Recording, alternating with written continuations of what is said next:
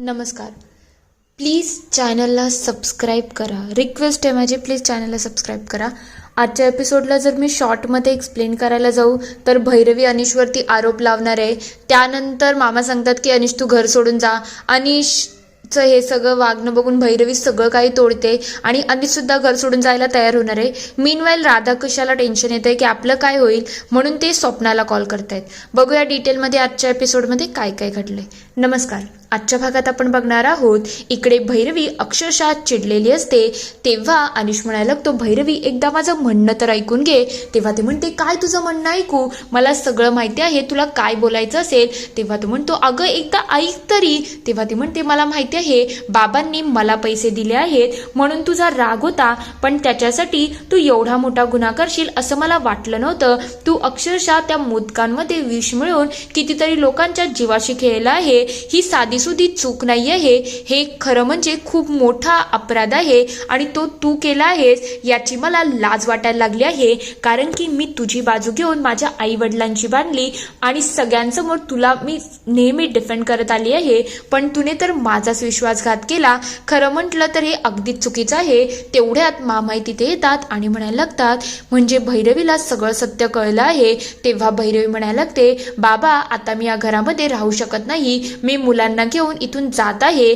तेवढ्यात हे सगळं ऐकल्यानंतर मामा म्हणायला लागतात, जर चूक अनिशची आहे ना तर तो घराबाहेर जाईल, तू जाणार नाही. तू या घरची लक्ष्मी आहेस, मग तू या घरामध्येच राहायला पाहिजे. ज्याने चूक केली असेल तो घराबाहेर जाईल. तेव्हा भैरवी म्हणते, नको बाबा, मीच मुलांना घेऊन जाईल, कारण की मला काय आता इथे राहायची इच्छा नाही. तेवढ्यात राधाकिशा विचार करायला लागतात की आता आपलाही पत्ता कट होईल ना, आपल्यालाही काहीतरी शोधायला लागेल. तेव्हा भैरवी म्हणते, आता बस झालं, मला कोणाचं काहीच एक्सप्लेनेशन नाही पाहिजे आणि अनिश तुझं तर मला बिलकुल ऐकून घ्यायचं नाही आणि मी आता या घरात सुद्धा राहणार नाही. तेव्हा अनिश म्हणतो, ठीक आहे, मला माहिती आहे मी खूप मोठी चूक केली आहे आणि मी सगळ्या गोष्टी मान्य करतोय, पण तू हे घर सोडून जाऊ नको. तुमच्यामुळे तर या घराला घरपण आहे. जर तू या घरात नसली ना तर तुझं आणि बाबांचं कसं होईल, म्हणून मी हे घर सोडून जातो. आणि तावातावात घरातून निघायला लागलेला असतो. हे सगळं झाल्यानंतर भैरवी खूप भावुक होऊन जाते आणि म्हणायला लागते, बाबा माझ्याबरोबर खूप मोठा विश्वासघात झाला आहे. ती अक्षरशः रडायला लागलेली असते. तर दुसरीकडे राधाकिशा घराच्या बाहेर येतात आणि विचार करायला लागतात, आता अनिश बाबू घर सोडून जाईल तर आपलं काय होईल. आपल्याला आपलाही विचार करायला पाहिजे, कारण की आपण गावाला तर जाऊ शकत नाही. गावाला एवढ्या उधाऱ्या आहेत आणि ते पैसे द्यायचे तरी कुठून, हा सुद्धा खूप मोठा प्रश्न आहे. त्याविरुद्ध आपल्याला दुसरं काहीतरी करायला लागेल. पण मला तर प्रश्न हा पडला आहे, त्या स्वप्नानेच हे सगळं भैरवीला सांगितलं की भैरवीला दुसऱ्या कुठून कळलं, हा खरंच खूप मोठा प्रश्न पडला आहे. तेव्हा ते म्हणतात, एक काम कर ना, आपण सगळं काही त्या स्वप्नाला सांगू, म्हणजे ती आपल्याला थोडेफार का होईना पैसे देईल आणि त्या पैशाचा आपण वापर करून आपला फायदा करू शकतो. तेव्हा राधा म्हणतात, ठीक आहे, आता आपण हेच करूया. ते लगेच मामांना फोन करायला लागतात. तेव्हा स्वप्ना विचारते, काय झालं तिकडे, सगळं ठीक ना. तेव्हा ते म्हणतात, खूप मोठा ब्लंडर झाला आहे. तुझ्या आणि अनिशबद्दल भैरवीला कळलं आहे आणि त्याच्यामुळे अनिशला घराबाहेर काढायला घेतलं आहे. तेव्हा ते म्हणते, अजून काय झालं. तेव्हा तो म्हणतो, अजून काय म्हणजे आता अनिश सुद्धा चिडला आहे, तो घराबाहेर निघतोय आणि भैरवी ही घर सोडावरती निघाली आहे. खरं म्हणजे सगळी ताटातूट चालली आहे.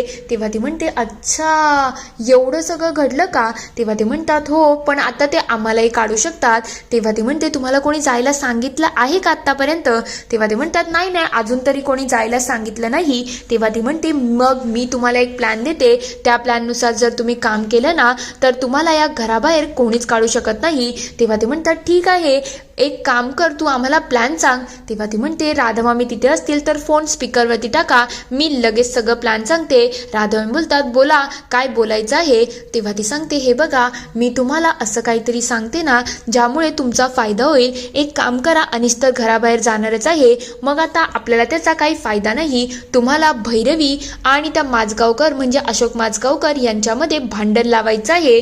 जर त्यांच्यामध्ये भांडण पेटलं ना तर तुम्ही त्या घरामध्ये कायमचे राहू शकता आणि तुमची खूप चांगली सोय होऊ शकते. पुढचा प्लॅन मी तुम्हाला एक्सप्लेन करते. तेव्हा ते म्हणतात हे तर खरंच खूप छान आहे, हे झालं तर आमची तर मजा असेल ना. तेव्हा ती म्हणते जर तुम्ही हे प्लॅन केलं ना तर तुम्हाला एवढा पैसा देईल ना की तुम्ही विचारसुद्धा करू शकत नाही. तेव्हा ते म्हणतात थँक्यू ग स्वप्ना, तूच आमची आहेस ग, आता आम्ही तुझ्या कामाला लागतो.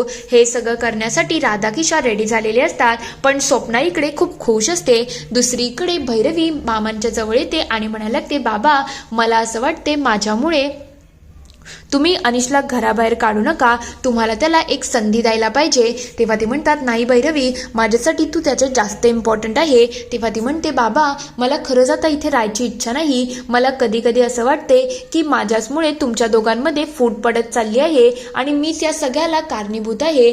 तेव्हा ते म्हणतात नाही भैरवी, ह्यामध्ये तुझा काहीच दोष नाही आहे आणि स्वतःहून सगळं बिघडत आहे आणि तू याच्यामध्ये नको पडू. त्याला घराबाहेर जायचं असेल तर तो जाऊ शकतो, पण तू या घरची लक्ष्मी आहेस, तू हे घर सोडून जाता कामा नये. तेवढ्यात राधाकिशा तिथे मुलांना फडफडत घेऊन येतात.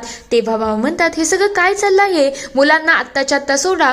तेव्हा ते म्हणतात सोडतो, पण तुम्हाला माहितीये का काय झालं आहे. तेव्हा ते विचारतात काय झालंय, अचानक हे सगळं काय प्रकरण आहे, आणि गार्गी तुला सांगितलं होतं ना मुलांना इकडे घेऊन येऊ नको. तेव्हा ती म्हणते मी काहीच केलं नाही, यांनी जबरदस्ती आणलं आहे.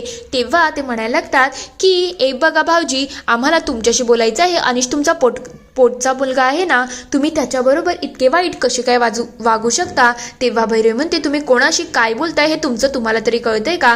तेव्हा राधाबाई म्हणतात ए भैरवी तू तर गप्पच बस, तुझं या सगळ्याशी काही संबंध नाही, तुझ्याचमुळे तर सगळं बरबाद होत आहे. आम्ही आता भाऊजींशी बोलत आहोत. काय हो भाऊजी, फक्त अनिशने चुकीचं वागलं आहे का, बाकी कोणी चुकीचं वागलंच नाही का.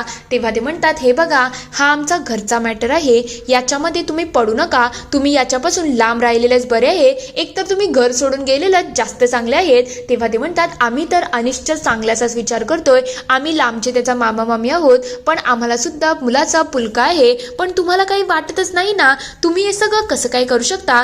तेवढ्यात निवेदिता मॅडम सुद्धा तिथे आलेले असतात. इकडे किशा म्हणायला लागतो आता सांगा ना, तुम्ही सगळं व्यवस्थितच वागले आहात ना भाऊजी, अनिशच्या बाबतीत तुम्ही काही चुकीचं केलं नाही ना, आणि भैरवीच्या बाबतीत सुद्धा तुम्ही काही खोटं बोललेच नाही ना. तेव्हा भैरवी म्हणते काय चाललंय तुमचं, तुम्ही बाबांवरती वाटेल ते आरोप करू नका, हे सगळं मी सहन करणार नाही. तेव्हा राधाबाई म्हणतात तू तर गप्प राग, मी बघते ना आणि मी बोलते ना, सांगा ना भाऊजी, मुलांची शपथ घ्या आणि खरं खरं सांगा की तुम्ही भैरवीचे गुन्हेगार नाही आहेत का. तेव्हा मामा म्हणतात हो भैरवीचा मी सुद्धा गुन्हेगार आहे. तेव्हा भैरवी विचारते बाबा तुम्ही काय बोलताय, मला खरंच काही कळत नाही. तेव्हा ती म्हणते हो खरं म्हणजे जे मोदकांचं प्रकरण होतं ना ते मला सुद्धा समजलं होतं आणि अनिशला मी एक संधी देण्याचा विचार केला होता, म्हणून तर या मोदकांमध्ये अनिशचा हात होता हे मी तुला सांगितलं नाही, म्हणून मी सुद्धा तुझा गुन्हेगार आहे. तेव्हा भैरवी म्हणते बाबा मी ज्याला देवासारखं मानते तो माणूस माझा विश्वासघात करेल असं मला कधीच वाटलं नव्हतं, तुम्ही सगळ्यांनीच माझा विश्वासघात केला आहे. तेव्हा अनिश तिथे येतो आणि म्हणायला लागतो नाही भैरवी तू बाबांना दोष देऊ नको, बाबा तर जेव्हा हे प्रकरण कळलं ना मला घराबाहेर सुद्धा आणि मला जेलमध्ये टाकायला सुद्धा रेडी झाले होते, पण निवेदिता मॅडमने त्यांना समजवलं की अनिशला एक संधी द्या, त्याच्याचमुळे त्यांनी मला संधी दिली आहे. तेव्हा भैरवी म्हणते हे सगळं चाललं तरी काय आहे, माझ्याच घरातली लोक माझ्याशी इतकं खोटं बोलले आहेत, मला खरंच आता या घरामध्ये राहायचं नाही, मुलांना चला आपण जाऊ. ती लगेच तिकडून जायला लागलेली असते. तेव्हा माव म्हणतात जर भैरवी तूच या घरामध्ये राहणार नसशील ना तर मी सुद्धा या घरामध्ये राहणार नाही, मी सुद्धा हे घर सोडून टाकेल. तेव्हा भैरवी म्हणते आता तुम्ही तुमच्या मुलाबरोबरच राहा, कारण की मला वाटत नाही मला या घरामध्ये राहायची गरज आहे, कारण की ज्याने त्याने मला या घरात फक्त आणि फक्त धोका दिला आहे, जो तो आपल्या मनानुसार बोलत आहे. त्या स्वप्नाने जर मला कळवलं नसतं ना तर या सगळ्या गोष्टी माझ्याजवळ आल्याच नसत्या आणि सगळं काही गुपित तसंच राहिलं असतं ना. काय हो निवेदिता मॅडम तुम्ही सुद्धा असं केलं, म्हणजे तुम्हाला तर सगळ्या गोष्टी माहिती होत्या ना तरी सुद्धा तुम्ही माझ्याशी खोटं बोलला आणि एवढे दिवस खोटे नाटक सुद्धा केले. तेव्हा ते म्हणतात एक बघ भैरवी तुझं सगळं बोलून झालं असेल तर आता मी बोलते, म्हणजे कोणी मध्ये बोलू नका, म्हणजे कसं सगळंच क्लिअर होऊन जाईल. खरं म्हटलं तर मी सांगितलं त्यांना अनिशला एक संधी द्यावी, कारण की अनिशचं खरंच तुझ्यावरती प्रेम आहे. तुला हा प्रश्न पडला नाही का ग?